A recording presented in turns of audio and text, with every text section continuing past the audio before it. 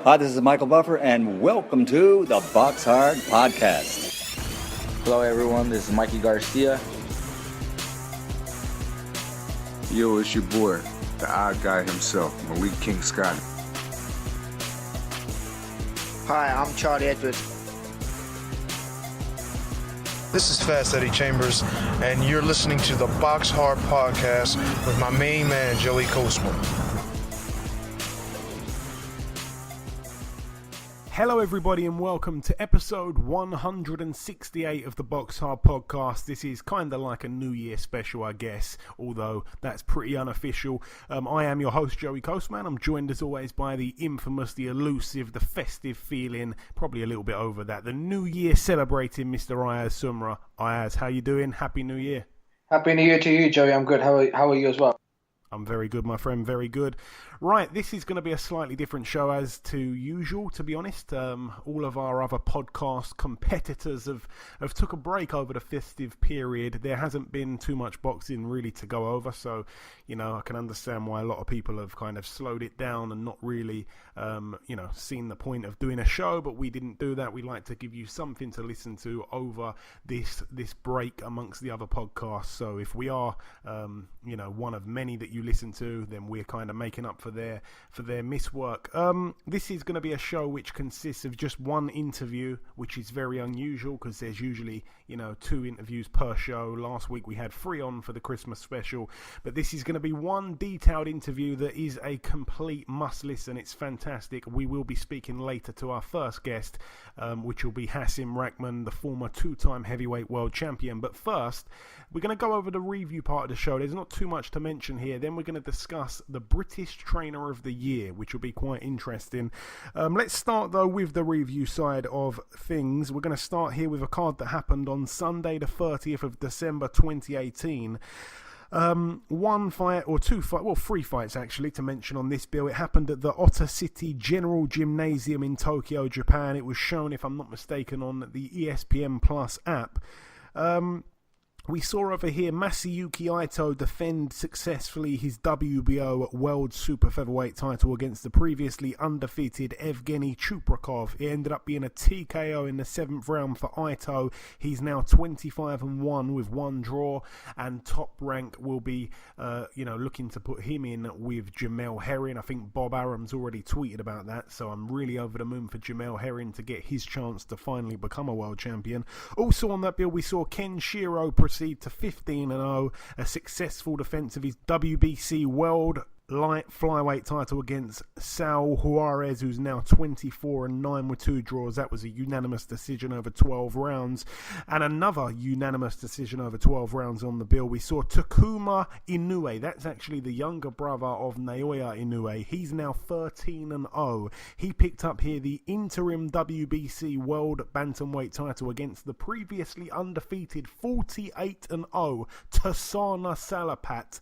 48-0 he was. He took on Naoya Inoue's younger brother, and Inoue got the victory. So he takes his O there. He denied him the 49-0 famous Rocky Marciano goal, if you like. The way he got to 49-0. A lot of people have stumbled on that final move there. Larry Holmes as well being one of them. So yeah, Naoya's younger brother is also a fighter to look out for. He's now 13-0, like I say, and he's only 23 years of age.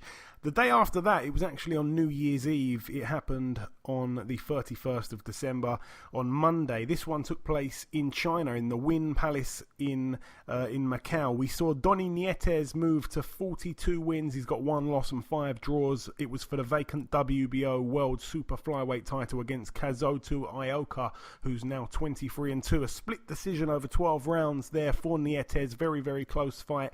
Also, we saw Heki Budla defending his WBA Super World Light Flyweight title against Hiroto Kayaguchi, who was 11-0, very highly touted young pro. And he actually managed to stop Budla. He's the first man ever to stop Budla, and he dethroned him in 11th round TKO for Kayaguchi. Also on this bill, we should mention Maroti Mafanlane, I think his name is said. He moved to 37-2. It was a successful defence of his IBF World Flyweight title against Masahiro Sakamoto, who's now 13-2. It was a TKO in the 10th round. And this guy, he's the IBF Flyweight champion. He's the guy that Charlie Edwards was trying to fight originally, and then he ended up looking at Rosales, and obviously he won. So now this guy wants to fight Charlie Edwards in a unification, so that's one that we may very well see this year. That'd be a great fight, by the way. This guy, the South African Maruti Mafanlane, I'm not quite sure if I'm saying that right, but a great fighter. And that's really it for the reviewing. So let's now discuss Ayaz, the trainers of the year. We're going to kind of go through all the big major trainers in the UK one by one. Now, earlier on in the year, I remember tweeting something out basically saying that Jamie Moore had a fantastic year. I mean, it started great for him. It's ended pretty badly. Obviously, the great wins that I mentioned was the likes of Catterall beating O'Hara Davies, though it wasn't a great fight to watch. We also saw Rocky Fielding go out to Germany and cause an upset and stop Zoiga. That was amazing when he became world champion. We saw Carl Frampton with a fantastic game plan that he beat Donaire with. That was a brilliant fight there. Who else am I forgetting there? I know there's one or two others. Rocky Fielding. Who else he got? Luke Jackson, Windsor Park. True. Luke Jackson, Windsor Park, yeah. We saw Martin Murray pick up the WBC silver title. He had a great start to the year is what I'm basically trying to say with Jamie Moore. Then he kind of ran out of luck towards the end of the year, and he had an awful few weeks. I mean, it all happened in a few weeks. Obviously, Carl Frampton lost to Josh Warrington. Martin Murray lost to Hassan and Dam on that same card. We had Rocky Fielding lose, in the fashion that he did to Canelo. Yeah, it was a big event, but, that was a loss there. And Catterall hasn't fought since the O'Hara Davies fight, so nothing really to mention there. I'm sure he actually looks after one or two other fighters, but I can't really think of them as. All right, let's now talk about Dave Caldwell. I mean, he had a decent start to the year. Obviously, David Haye losing to Tony Bellew, so that was a big win once again for Tony Bellew. He really did put the nail in that coffin, so to speak. Then he went on to lose to Usyk. Anthony Fowler's had a good year, I should mention. Jordan Gill, actually, he trains with him. He's had a good year. Jamie McDonnell, though, obviously he got stopped in the first round against Inoue. I mean, that was a fight where I couldn't believe it, really. McDonnell was undefeated, I think, for 10 years, and he went out there to Japan, and, he'd never been stopped or anything like that, and he got completely wiped out in a round, so that was quite humiliating, really. I mean, I know Inoue's a bit of a beast, but wow, I couldn't believe that the size difference, just all fell apart within a round. And Gavin McDonnell obviously went out to the States. Ayaz gave a good hard fight to Daniel Roman, but just unfortunately, it wasn't to be for him once again. So, Caldwell's had a fairly good year, like at the lower level with Gill and obviously Fowler hasn't really fought anyone of note just yet. But, on the world level kind of thing, Bellew and the two McDonnell twins have fallen, unfortunately. Adam Booth's fighters, Ayaz, they haven't had great luck. Obviously, the injury which resulted in Ryan Burnett losing his world title, Josh Kelly getting ill and not fighting David Avanesian, which was looking like a great fight. Michael Conlan's been impressive, to be honest. I can't think of who else Adam Booth's got. I'm probably underselling him. Who else has he got, Ayaz? You normally know the answer to these questions. Who does Booth train? He had Charlie Edwards, but Charlie Edwards obviously split with him. Yeah, that was earlier this year. Yeah, true. And there's another boxer called Josefa Iqbal. I'm not quite sure who that one is. All right. Those are the only three fighters. Okay. The Ingle Gym. Now that's a funny one because the Ingle Gym has done okay. I mean, aside from obviously Billy Joe Saunders repeatedly having injuries and pullouts, and Kell Brook actually leaving the gym. I mean, Liam Williams has done very well. Kid Galahad also. Jake Ball's fight fell through with Craig Richards, but obviously it's now been rescheduled. Nicola Adams is doing well, but she didn't quite get her world title shot this year, which we all thought would happen for her. Shane McGuigan, I mean, he's had bad luck in Saudi Arabia with George Groves, but he had great wins for Josh Taylor. Obviously, the recent link up with Luke Campbell, we had Luke on last week's show. He helped Campbell get him in shape and prepare for the Mendy rematch in which he won, so that was good. Chantel Cameron's been great as well. I give Shane McGuigan credit for that also.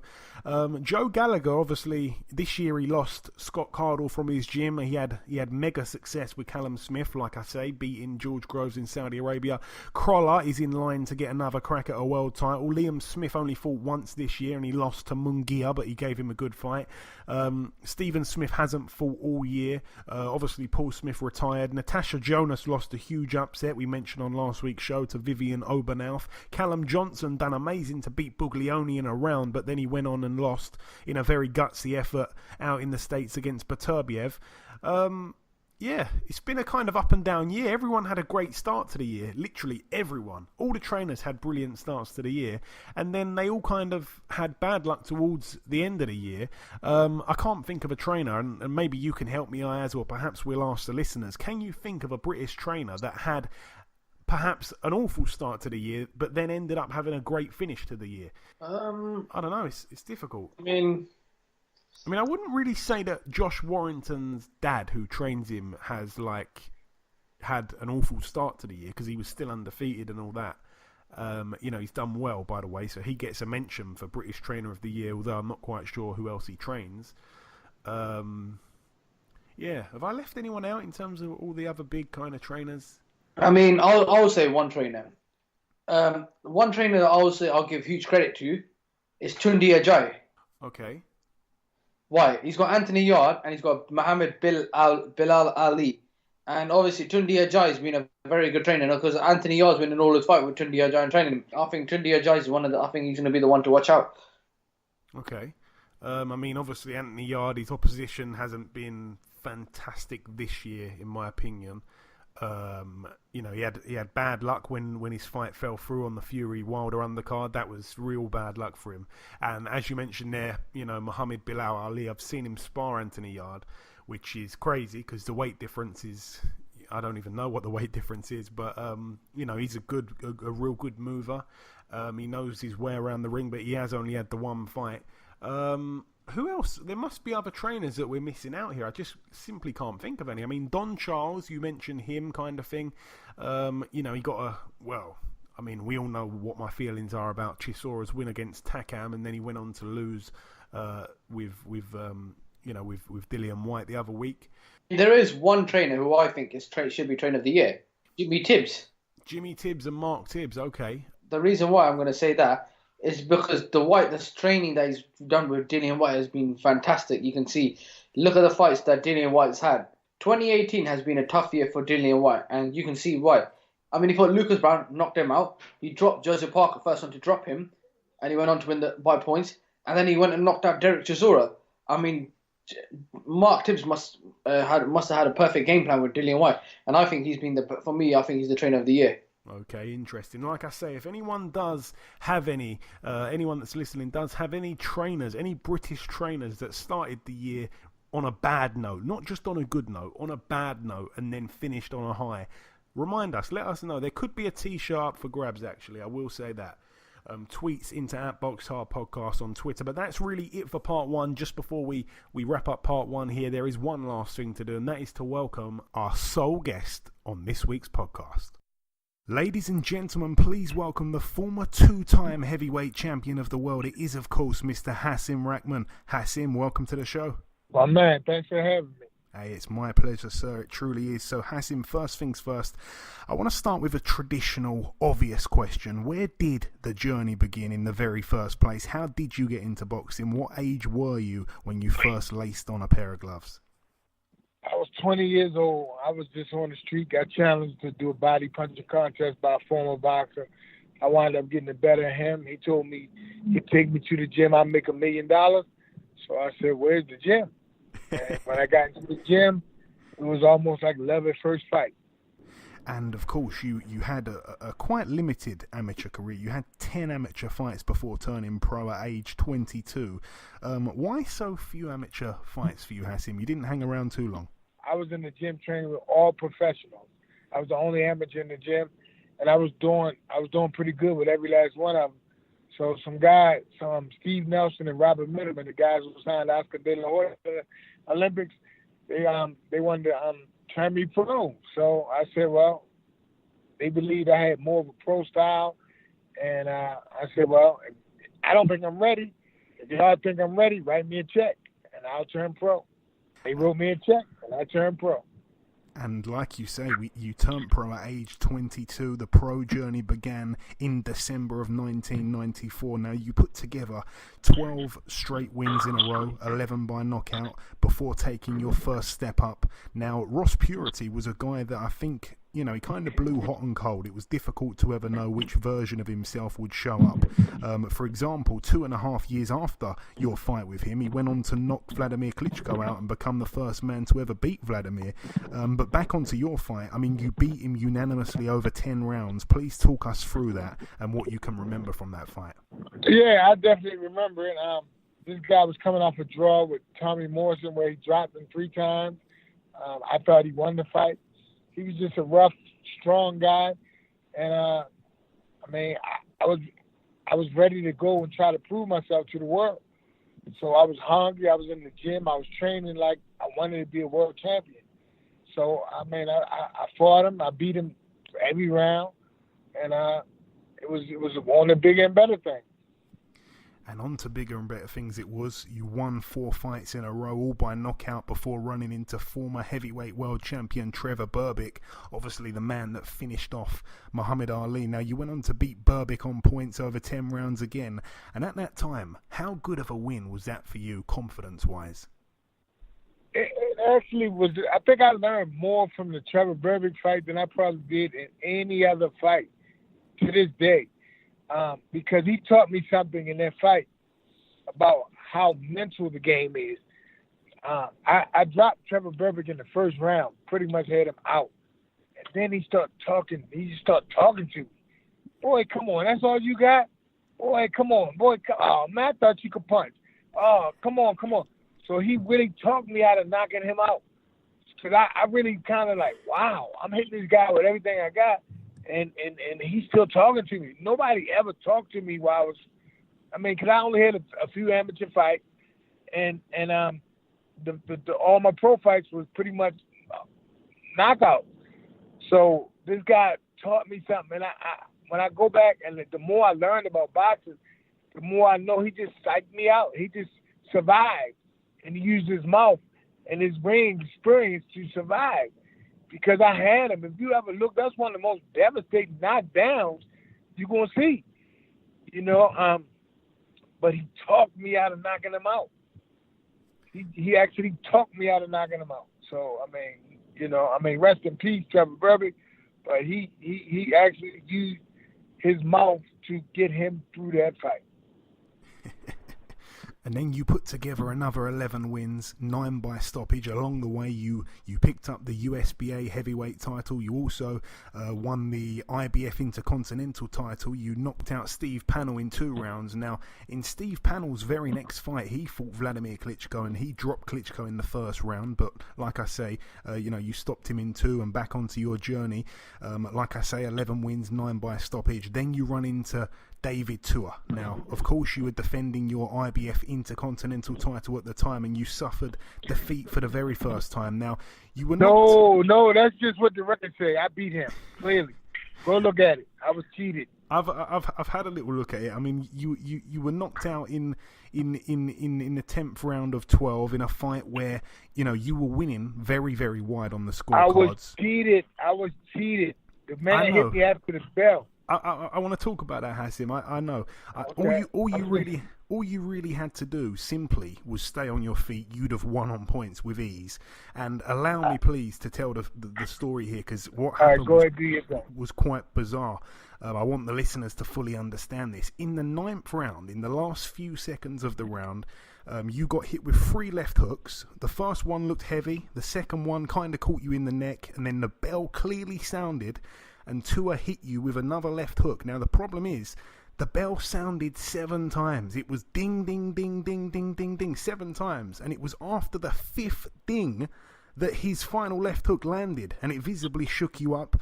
You know, you were on wobbly legs going back to your corner, and most people believe, as I'm sure you believe, it played a detrimental part in the fact that you got stopped in the very next round. So like I say, you were on your stall for 60 seconds in between rounds. You came out in the 10th round and David Tua jumped all over you and he tried to put the pressure on you straight away. He pinned you on the ropes and he was landing shots, but most of them you were riding, you were ducking the shots as well, and you know, you weren't really returning fire, but you were clearly still capable of defending yourself when the referee jumped in and stopped it. And of course you were clearly outraged, and you know, the decision that he made there was extremely premature, the referee. What can you tell us about that fight that I haven't just described, Hasim? Man, you just said it like you was my representative. You should be my publicist. You said it all the right way. I mean, it's exact. I can't add anything to what you said. Thank you know, you. I can't add anything to what you said. You hit it spot on. So let me just say this. I don't consider that. I don't care what the record says or whatever. I don't consider that as a defeat. So, you know, when people ask me, did I lose to David Tua? No, I did not. I mean, the record can say what it wants, but, you know, in my opinion, in my perception, he never beat me. He cannot beat me. And like I say, after that Tua fight, the controversy that we saw, you took on another two guys, Michael Rush and Arthur Weathers. Now, you knocked both of those guys out, and then you took on Oleg Maskayev. Now, once again, it was a fight you were winning wide, and all you had to do was stay on your feet and you'd have won a decision, but it wasn't to be. You were stopped in round 8 of a scheduled 10. You were knocked through the ropes and onto the floor. Please talk us through that fight if you can, Hasim. A legitimate loss, surely. I mean, Oleg Maskayev, I didn't really know who he was. I just figured this going to be somebody that's going to knock out. And I was beating him easy. And then I didn't prepare for a 12-round fight. Simple as that. I mean, Oleg's strong. He's stronger than what I gave him credit for being. And he wound up just hit me with the right hand and putting together a devastating knockout. Congratulations to him. I always say that in my heart of hearts, I know I got to say 8 times out of 10, I'm going to beat him. You know, he just got his 2 first. He certainly did. And after that, you bounced back with 3 wins, 2 by knockout, and one of the knockout wins came against Corey Sanders. You know, once again, I must mention that 3 years after you beat Sanders, he went on to knock Vladimir Klitschko out in 2 rounds. But like I say, back to your journey, you know, the next fight for you was April the 22nd, 2001. You fight for the IBF, WBC and IBO World Heavyweight titles against Lennox Lewis in South Africa. A fight you were a 20-1 underdog in, and I had it 2-2, I must say, going into that 5th and final round. Please talk us through the night you became the heavyweight champion of the world, Hasim, a night I'm sure you'll never, ever forget. You know, a lot of people like to say I was lucky, but I like to say I was prepared. I think luck is when preparation meets opportunity.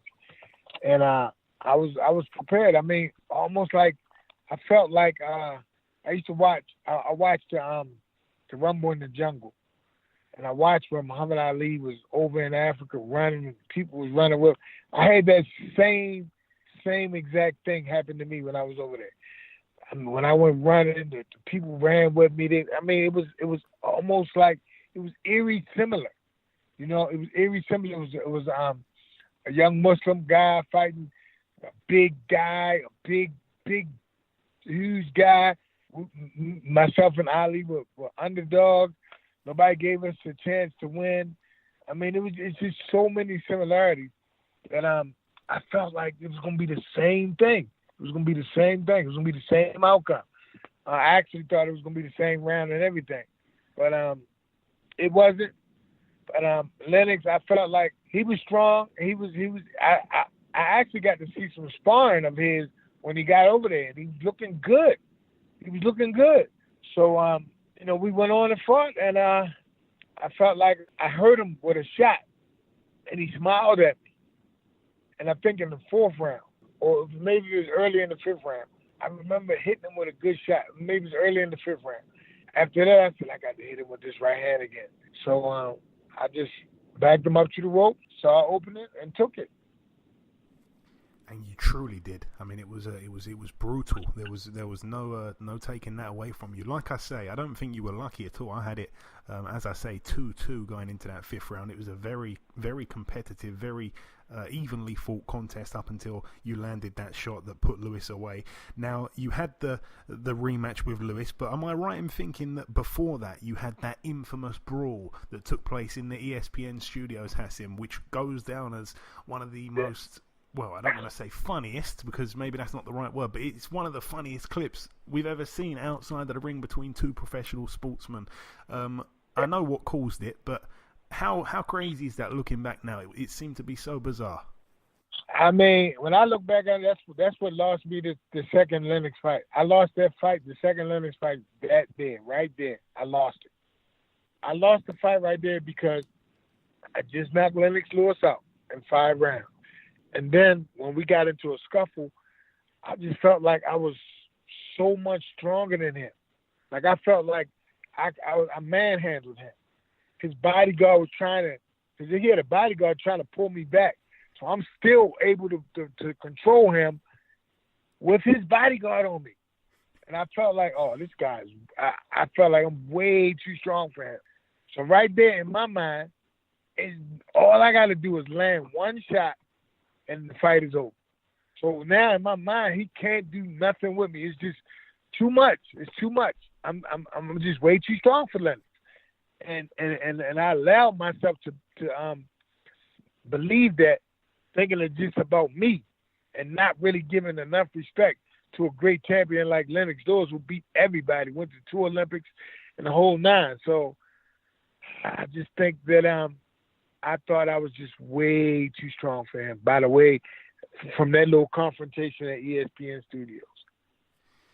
And like we mentioned, Lennox Lewis did insert an immediate rematch clause in the fight contract, and the rematch did take place 7 months later in Vegas. Now, this time Lennox was able to avenge that defeat. As we say, he stopped you in the 4th, but once again, it was a very good fight up until the finish. Is there I know you've just kind of spoke about it a little bit, what happened mentally, how you kind of, took your eye off the prize, if you like, thinking that you could walk through Lennox, so to speak. Is there anything else you want to add? Second fight? Not only that, but Lennox made an adjustment. He fought so cautious. He fought almost like the Klitschko used to fight, Vladimir Klitschko. They made a big adjustment. Lennox was keeping his distance. Emmanuel had a good game plan. They really didn't let me touch him. It was more like, let's hit, not be hit. Let's use our distance. Let's use our height. Let's stay away. We don't want to get hit by anything. And they used that to their advantage. I mean, I always feel like I'm the one that is responsible for the Klitschko, the way he fought for so many years. I think that game plan that Lennox Lewis implemented in the second fight, well, use your reach, stay away, use your jab, time up if you get close. I think that was all put together for me. Yeah, I think that's a fair point, actually. That's got me thinking myself. Now, after that loss in the rematch to Lennox Lewis, you could have probably took a pretty easy fight, but no, you went straight in with Evander Holyfield. Now, this was another fight where Evander's headbutting caused injuries. I remember Mike Tyson complaining about Evander's headbutting. You picked up one of the worst cases of swelling I've ever seen. I mean, for years and years, whenever I saw the picture of the swelling, I thought it was edited, but the fight obviously ended. It ended prematurely due to the swelling. It was a technical decision after 8 rounds. It was a close fight up until that point. What do you remember about that fight, Hasim? I just have to say about Evander Holyfield, he's the smartest fighter ever. You know why he's the smartest fighter ever? Tell me. Because he used his head very well. But I can tell you about the fight. We was fighting. Evander was butting me from the entire fight. And every time he would butt me, he would throw 3, 4, 5 shots, like almost immediately after the butt. So that's like a strategy of his. Eventually, the hematoma came on my head. I really, really was having trouble even seeing. You know, I mean, now I don't know what's on my head. My head feels pregnant. It was just like it was something I never saw before. I didn't know what was going on. You know, I didn't know if my brain was bleeding. I didn't know anything, and so all sorts of things going through my mind. You know, I just didn't know. You know, I felt like Evander. I always felt like Evander had stamina problems, and we would around 10, 11, and 12. You know, we gonna put the pedal to the metal and try to stop Evander. That was the whole game plan anyway. So if Evander was winning every single round, it didn't matter to me because I just felt like 10, 11, and 12, we're going to really see what Evander made of. And unfortunately, we never saw 10, 11, and 12. And unfortunately, we never got to fight again, a rematch to really decide it. I just feel like certain fights it should be mandated that you fight again.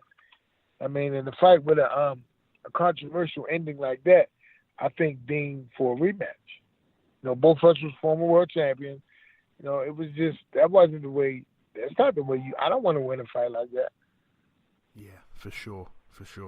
And like I say, talking of rematches, then came the David Tua rematch. Now, you wanted to avenge that controversial stoppage loss, and this one went the distance. It ended up in a split draw, more controversy. But as the bell sounded for the end of this fight, this time, once again, weirdly, the bell made, this time, this is incredible, you probably don't even know this, Hasim, the bell in the first fight went 7 times. The bell in the second fight went 17 times. There was 17 dings of the bell. And it's got to be the most dings I've ever heard to end the boxing match. And because of that, you decided to quickly get your revenge and you hit him after the bell this time. And it dropped him, but of course it didn't count, unfortunately, for you.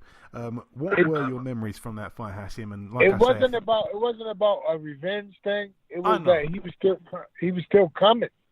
He was really trying to attack me. So I felt like he was trying to do it again. You know, you got there first. I just felt like this kid trying to hit me again after the bell. So I just let a quick left hook go and dropped him. Talk us through that fight, Hasim. Well, I mean, David Tua is like, he's somebody that just can't beat me. My jab is just too much for him. My jab busts him up. My jab makes him bleed. My jab just swells his face up, and he just can't get past it. He one of the guys that's so easy to fight. I just keep my right hand up. I take away his hook, and he's in no man's land.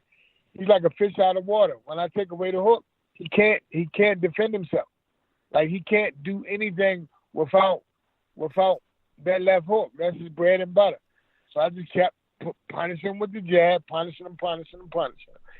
And the same thing. I felt like I beat that fight again. I felt like I beat him twice and got 0 victories on my record for it.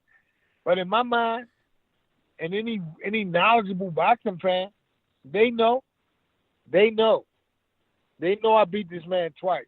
And then, of course, you took on John Ruiz. Now, going into that fight, you had 4 losses, 3 by stoppage and 1 on a technical decision. Anything could have happened after round 8 against Evander Holyfield, but you'd never actually been outboxed and lost by decision after all the rounds had been completed. What was it like, you know, for that to happen for the first time here? You'd actually been outboxed on points. What was that like for you? It was something going on with me. I really didn't even want to take that fight, but I just took it anyway.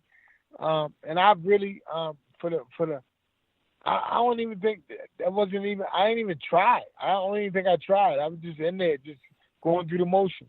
You know, it's easy for people to say this stuff, but I mean, I'm going to tell the truth about everything.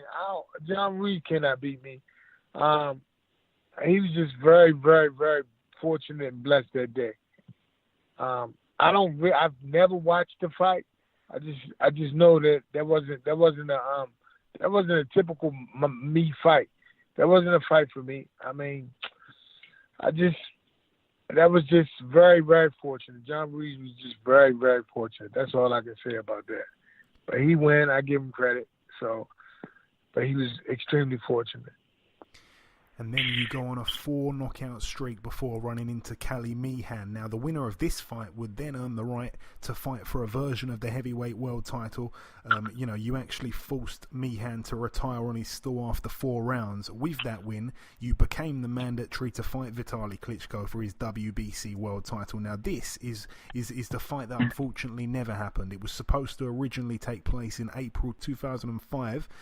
Then Klitschko, of course, pulled out with an injury. It got pushed back to June 18th. As the date got closer, Klitschko's camp said he wasn't fully healed, so it got pushed back to July 23rd. He then pulled out with another injury, and the fight was set to take place on November 12th. And in the meantime, you took on Monty Barrett for the interim WBC world title. You beat him unanimously over 12. And again, you were waiting on Klitschko, and then Klitschko pulled out again with an injury. I think it was on November 7th, so 5 days before the scheduled fight for the scheduled date for the fight. And like I say, when he pulled out with that injury there, the WBC then put the pressure on Vitaly and said, you need to defend your title or you're going to lose it. And then he decided to unexpectedly, out of nowhere, retire. So his title was made vacant, and, due to all the messing around, the WBC correctly ruled that you should be upgraded to full champion, and that's how you became a 2-time world heavyweight champion. Probably not the way you wanted to win the title, Hasim, but I want to ask you, in your opinion, did Vitaly not want to fight you, or was he just the most unluckiest heavyweight champion with his injuries in history? I would say he didn't want to fight me at that time. And I'm just speaking on that time because I got a lot of respect for Vitaly Klitschko. But at that time, the sparring partners he was having in camp with him, they were knocking him down. They were dropping him, and none of them hit as hard as I did. So I definitely think I would have knocked him out because Vitaly is he's a brave. He was the braver version of the Klitschko brother.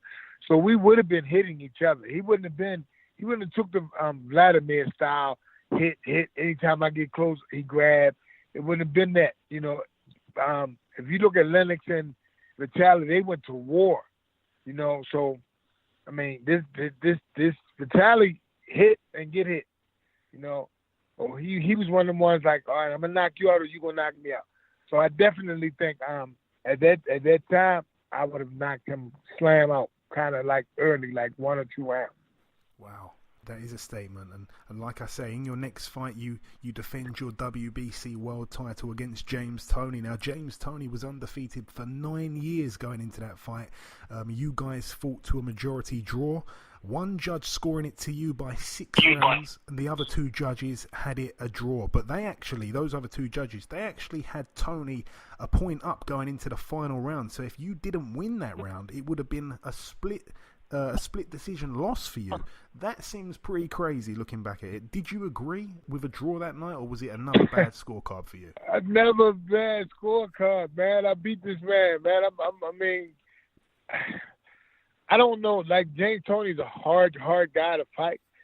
But I just stayed busy. I just kept pressure on him. I just threw a lot of punches. And I don't see how I wasn't rewarded for my punches. I mean, I just don't see it. I mean, at that time he had Don King, he had Al Heyman, he had everybody. He had everybody in his corner. But I felt like I beat him. I know I hurt him. I actually sent him to the hospital after the fight. He wound up before he can go anywhere, he wound up vomiting and vomiting blood and going to the hospital. I mean, I know I almost broke his liver. I just beat him. It ain't a whole lot you can say. You look at the fight. I just beat him. He landed some shots. Okay, fine. But I landed the vast majority of shots. And I just murdered his body.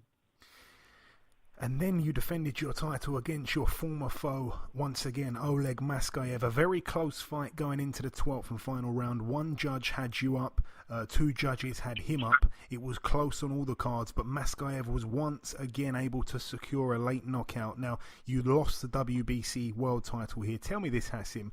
Maskayev was obviously a good fighter, but you at your best, I feel, would have always beaten him at his best, despite him winning both of the fights against you. Some people don't believe in this, but sometimes in boxing people have got bogeymen. Do you believe that perhaps he was your bogeyman? I mean, it's clear. It's clear. I really can't explain it. Like I say, I beat him 8 out of 10 times. He just happened to win his 2. But I don't see like guys that I knock out in the gym knocked him out. You know what I'm saying? Like guys that, I mean, it's the weirdest thing ever that happened to me. I mean, I just don't get it. So yeah, he is my boogeyman. I just don't get it. I mean, I just don't get it. Even to this day. I still don't get it. And I'm a very logical man. I just can't put it together. And you came back with 4 wins on the spin before the James Toney rematch. Now, everyone wanted some kind of definitive decision here to wipe out the previous draw between you both, but this one ended even more bizarrely. The fight ended after the 3rd round, because in that 3rd round, James Toney caught you with a headbutt that opened a cut above your eyebrow. Now, you claim that you couldn't see out of your eye, and in the corner after the 3rd round, the ringside doctor stopped the fight. Toney started celebrating. Everyone thought it was going to be announced as a no contest, but it was announced as a TKO victory for him. Toney once again started celebrating after that, and it took a whole week for the decision to be overturned, and it was in the end ruled a no contest. Controversy in boxing. Hasim, since when? Well, you know, maybe that should have been my name, Mr. Controversy. Well, you know, I look at it. I look at that fight when once he headbutt me, that's when he started. Like I was having trouble seeing. That's when he landed clean shots because I can't see out of that side like that. So I'm not gonna. I'm in really his hometown. California was his place. There's no title on the line. I'm not gonna put myself in that position. You know, now all of a sudden you landing shots because I'm handicapped. Nah, we're not doing that. And I don't like him either. You didn't like him either, you say? No, I don't like James Toney. So, I mean, he's like the only fighter I've ever fought that I just don't like. Okay. And 5 months later, you find yourself in the ring with the then IBF and IBO and WBO world champion Vladimir Klitschko. Now, during this interview with you here, I've referred many times back to when you've beaten fighters that have gone on to knock Vladimir out or give him serious problems. But in this fight, of course, you were stopped in the 7th round, and this is a fight that many believe at this point in your career, Hasim, you were finally on the decline. You know, should the fight have happened a lot sooner than this, then, you know, it could have been very, very different. Like I say, with comparing the opponents that you both fought, would you agree that you were finally on the decline here? Yeah, I'm definitely 100%. I mean, after the James Toney fight, if I can go back again, I would just retire right then. Everybody I fought after that didn't even get 40% version of me, you know. So, I mean, but that people don't know that people can't really. Well, you got in there and fought, you got the money, you know. So, you know, you're responsible. So I own everything I ever did, but that's really not. It's really not me. That's like, I don't want to change the topic or nothing, but Roy Jones was one of the best fighters ever. And people got victories over Roy Jones that would have never gotten those victories over Roy Jones in his prime. But sometimes when we stay in there too long, and people get victories over us that they may or may not would have gotten otherwise, they fought us when we was in our prime. So, you know, I definitely was not taking boxing serious at the time. And on top of that, with my age, I should have retired, but I didn't. So I owned it all. And talking of age, 15 months after that Klitschko fight, you returned to the ring age 37, and you actually went on to have a 5-fight knockout streak. All knockouts came within 6 rounds, and then, of course, you got thrown in against the then undefeated WBA regular world champion Alexander Povetkin, and it was just a few weeks away from your 40th birthday at the time. You got stopped in the 2nd round. You know, you clearly said there that you kind of wish you retired before this, but looking back now, is that a fight that you kind of regret taking now, Rack? Well, I mean, I was dehydrated the night before. I was in the hospital, so you know, I I definitely shouldn't have took the fight, you know. And even if I would have took it, but I'm dehydrated less than 24 hours before I fought him. So I just clearly told you that anything after the James Toney fight, before I even fought him the second time, I should have retired. I should have just retired, but I didn't. So I mean, like I said, I own it. And then Povetkin, I just I like to call him Lance Armstrong. So I just feel like something. He just reminds me of Lance Armstrong. I just leave it at that. I think everyone knows what you mean by that. And finally, you fought once more, and you were age 41. It was a 3-round fight in New Zealand. You were outpointed by a guy that wouldn't have lasted a round with you in your prime. And like I say, you retire with a record in the end of 50 wins, 41 big wins by knockout, 9 losses and 2 draws. A lot of the time, Hasim, in boxing, we see guys that just don't know when to hang up the gloves. Sometimes they do know when to hang the gloves up, but they just can't. Were you one of those guys? Did you find it difficult to walk away in the end? I always my mentality is such that I grew up fighting, right? And I would fight anybody to this day. You know what I'm saying? I got a problem differentiating fighting from boxing. You know what I'm saying? So my mentality is that I'll fight anybody, anytime, anywhere. And I always used to say, and this is foolish, but this was my mentality, that if I see any of them guys I ever fought on the street and we had an issue, we gonna fight right then and there. I have no problem with that, with no man in the world at any age to this day. So that was always my mentality. Like I'm not gonna turn down a fight.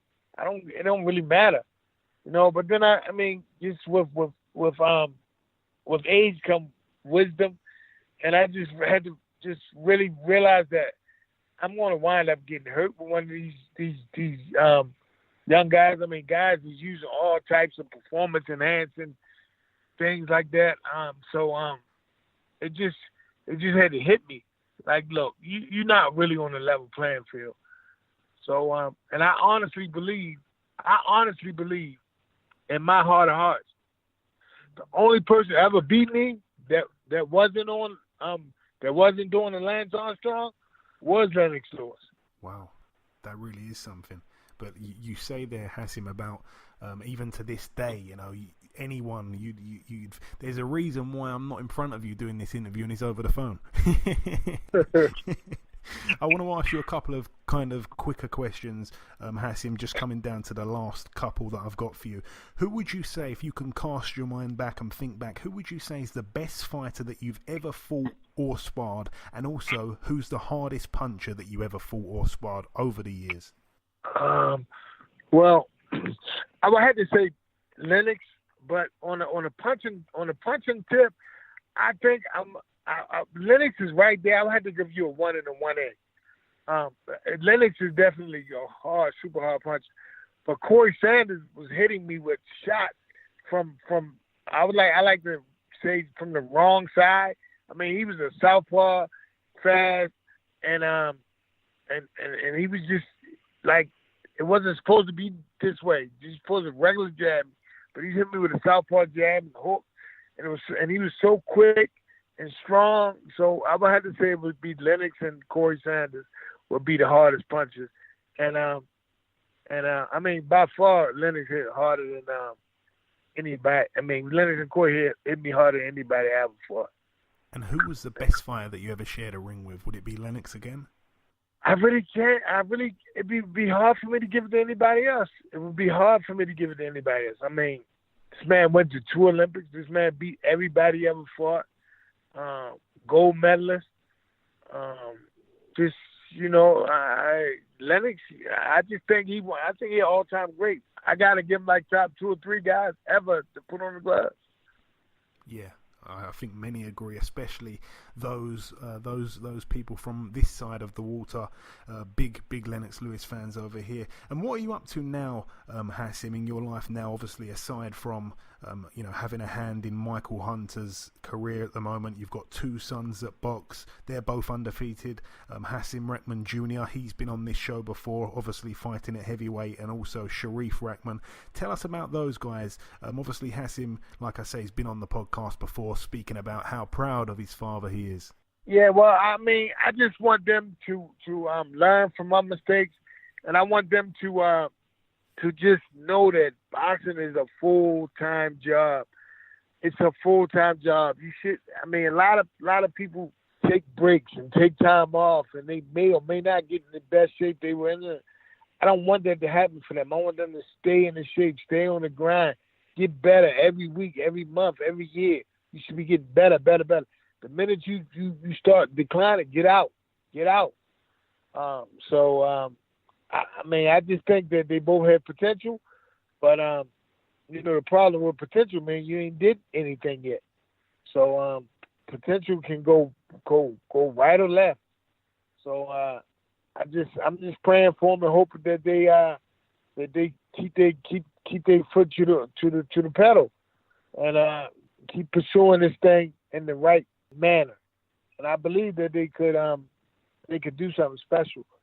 But only there's a lot of guys out here that can do something special. You got to really, really, really believe in yourself and believe in your team and do your due diligence all the time.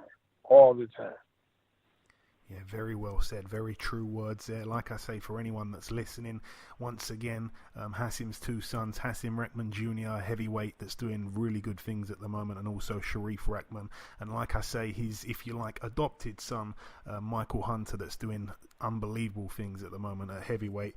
My final real question for you, Hasim, is I want to ask you this one. We've gone through your whole career and what you're doing now. Are you content in life right now? Are you happy? Are you a happy man? Oh, I'm ecstatic. I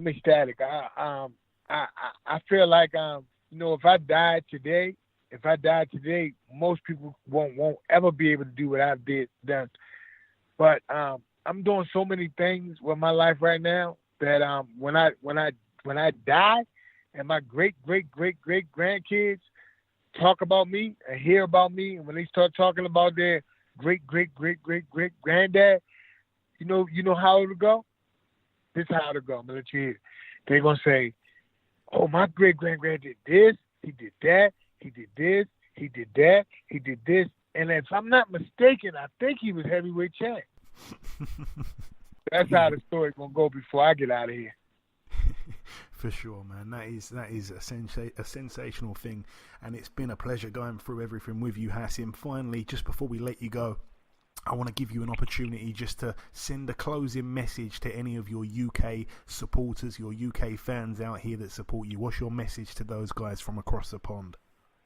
Man, I mean, they can always get to me on Instagram. And I mean, that's the only social media site that I have.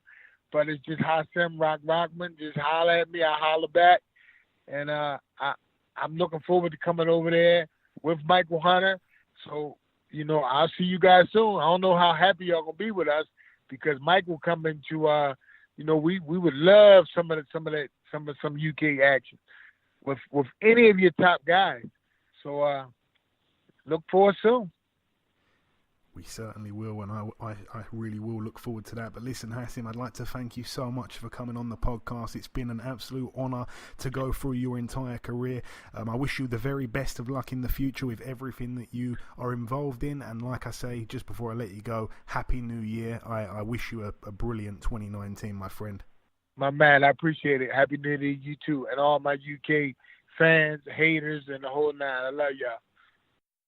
Okay, now it's time for part 2 on this week's show. There is one part to go to just before we get on to the next segment, which is going to be really bizarre. I should have probably said it at the top of the show. I should have said there's going to be some real bizarre storytelling. I'm going to tell a story what you're not going to believe in a moment. But before we get onto that, Ayaz, what have you got for us on the news? Obviously, there's no preview in this week. So James DeGale will face Chris Eubank Jr. on ITV Box Office on February the 23rd. Yes. It's an interesting fight. It really is. That's the first thing that comes to mind. Obviously, James DeGale vacated his title in order to not take on Uzcat guy, and now he basically said that he did that because he wanted a bigger fight. And then there was quite a while that went by, and we were unsure of what's going to happen. And it's finally been announced now. He's going to be taking on Chris Eubank Jr. For me, if I'm being honest, I think it depends on what DeGale's got left. He didn't look his usual self in either of the Caleb Truax fights. It was like he got old overnight before the first one when he lost. And I just couldn't believe what we were seeing. I mean, he's very, very tough. He's never had to show his chin before like that. And he really showed a great chin. Obviously, in the rematch, he did okay to outpoint Truax, but he still didn't look his vintage self. And I'm not quite sure we're ever going to see his vintage self again. Perhaps he's just over the hill. But it happened so suddenly that it was almost unbelievable. Chris Eubank Jr., on the other hand, limited, not as good in terms of being as well-rounded as James DeGale. I don't think that the superior boxing skills with Chris Eubank at all. The one thing that Eubank does have, though, is a very, very good work rate. He's extremely fit. I think James DeGale in the mid-rounds, we've always said it, he seems to fade away. He seems to take his foot off the gas, whatever it is. I don't think his fitness is his strongest point, and that could be his undoing here. I think that Chris Eubank Jr. could end up forcing a stoppage late on, and that's my honest prediction. I know it's very bold, and I'm intrigued to see what the odds are going to be for that, because I'd like to put some money on that if the odds are inviting. How do you see the fight playing out, Ayaz, before I talk about this bizarre story that no one, including yourself, will believe is true? I mean, we just have to see which James DeGale's appears. I mean, obviously, the reason DeGale didn't look good in his Truax fight is because he came back after a long shoulder injury, and obviously, when you come back from a long shoulder injury, you've had ring rust and that. And I thought, therefore, James DeGale didn't look right, but I want to see how he looks. I mean, obviously, Chris Eubank's speed rate is we're gonna see how good Chris Eubank Jr. is when he fights someone like James DeGale, obviously because of the speed wise. But I still think James DeGale will win that fight. Okay, yeah, it's going to be very interesting when the Prediction League comes back. I think it's going to probably come back within the next week or two. But yeah, I'm going to tell a little story here, and I want you to also listen to this, Ayaz, because it is quite remarkable. It's about something so coincidental that it will make you rethink your religious beliefs. I mean, all of us know Spike O'Sullivan, we all know him as a fighter. We all know who that is. That's the first step in this crazy story. Well, weirdly enough, there was a fighter back in the early 1900s called Spike Sullivan. So not Spike O'Sullivan, but just Spike Sullivan. Now, that's a bit coincidental in itself. I mean, but who knows? Maybe Spike O'Sullivan named himself after this guy. I mean, he didn't, but you could say that. Now, the facts are going to get weirder and weirder here. And another weird fact about these two is that they were both Irish. That might not be incredibly surprising. They were both born in Ireland. I mean, you can see their name's Sullivan, so you expect that anyway.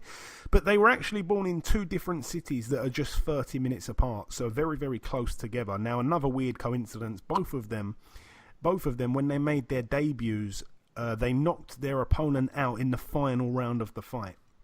Now, Spike O'Sullivan's debut was on the 26th of the month. Spike Sullivan's debut happened on the 25th of the month.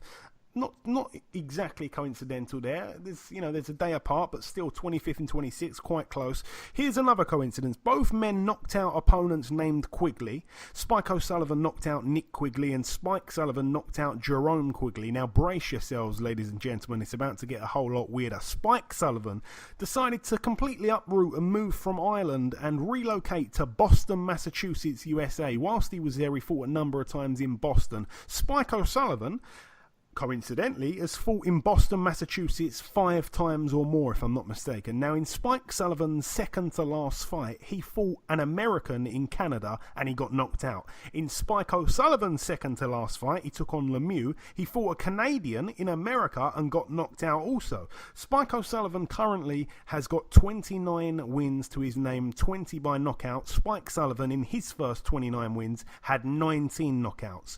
It's so crazy, like just one knockout apart there. So close stats once again.